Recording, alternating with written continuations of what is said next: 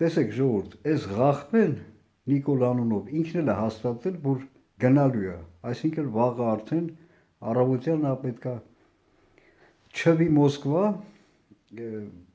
մասնակցելու այդ մայիսի 9-ի զինաշքերթին Պուտինի հետ միասին, այս Խորհրդային Միության հաղթանակի կապակցությամբ, որին ոչ ինքը իր նախնիներով առողջություն ունի, որի հետ ոչ էլ Պուտինը։ Ես գրել եմ Twitter-ում, որ չգիտեմ, все средства хороши, բոլոր միջոցները լավ են։ Այս Ղախմեն կամ չպետք է հասնի Մոսկվա, կամ էլ հետ չպետք է գա Մոսկվայից, չգիտեմ։ Լավագույն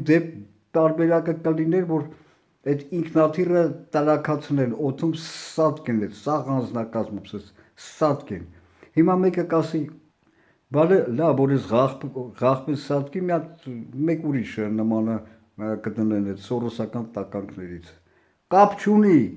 սա պետքա սատկի, որ ժողովուրդը տեսնի։ Տեսեք,